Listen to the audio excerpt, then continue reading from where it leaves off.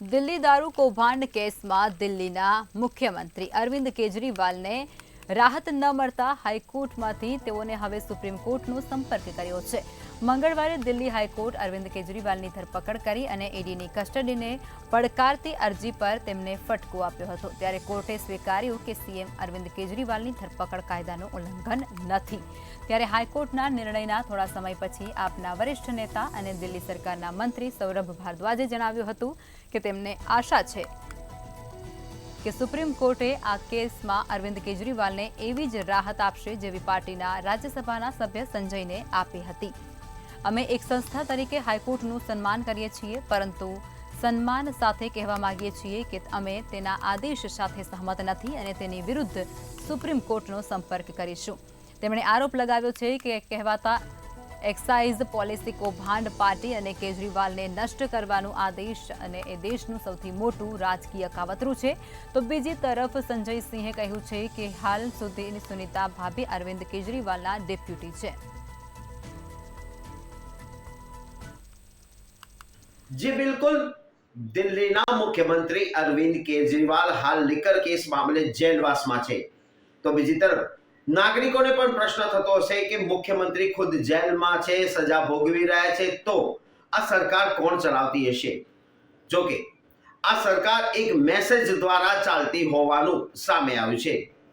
आपने खास जणावी दઈએ कि मुख्यमंत्री अरविंद केजरीवालना पत्नी सुनीताबेन केजरीवाल के जेओ मुख्यमंत्रीना सतत संपर्कमां छे अने मुख्यमंत्री अरविंद केजरीवाल जे प्रमाणे सूचनाओ आपे ते सूचनाओ सरकार अने आम आदमी पार्टी सुधी पहोंचाडवाना एक मेसेंजर तरीकेनी कामगीरी अरविंद केजरीवालना पत्नी सुनीता केजरीवाल करी रह्या छे, जेनाथी सरकारना तमाम विभागना मंत्रीओ अने अधिकारीओ कामगीरी आगळ धपावता होवानो दावो करवामां आवी रह्यो छे। जो के आ दावो ए केजरीवाल पार्टीना नेता संजय सिंह द्वारा करवामां आव्यो छे। संजय सिंह पण 6 મહિનાથી જેલમાં હતા અને જેલ મુક્તિ બાદ તેમને મળેલા જામીન પછી એક અખબારને આપેલા ઇન્ટરવ્યુમાં પોતે ખુલ્લા દિલથી વાતો કરી હતી અને કેટલાક પ્રશ્નોના ઉત્તર આપ્યા હતા, જેના કારણે આ સામે આવ્યું છે કે દિલ્હી અરવિંદ કેજરીવાલ જેલમાં હોવાથી તેમના પત્નીના મેસેન્જરથી આ સરકાર ચાલી રહી છે। સંજય સિંહે જેલવાસમાં જે 6 મહિનાનો સમય વિતાવ્યો તેના ખાટા તીખા અને મોડા પોતાના અનુભવો પણ પત્રકાર સમક્ષ શેર કર્યા હતા।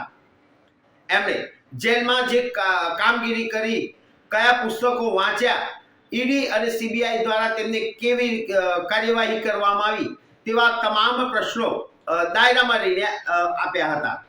આપને ખાસ જણાવી દઈએ કે 2 એપ્રિલ 2024 સંજય સિંહને જામીન મળ્યા હતા અને ત્યારબાદ 6 મહિનાના મની લોન્ડરિંગ કેસનો સજા કાપીને 6 મહિના પછી જેલમાંથી મુક્ત થયા છે અને હાલ તેઓ જામીન ઉપર છે।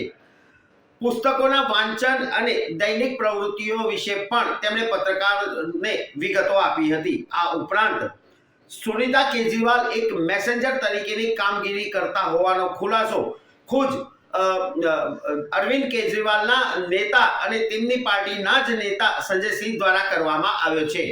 आपने खास जणावी दीए कि अरविंद केजरीवाल जेल में बैठा बैठा जे मेसेज आपे तेना द्वारा अत्यारे सरकार अने तेनो विभाग कामगीरी करी रह्यो छे। इंडिया गठबंधनथी चालती होवानो दावो संजय सिंह द्वारा करवामां आव्यो छे, जे राजकीय वर्तुळोमां एक नवी चर्चा जगावी छे।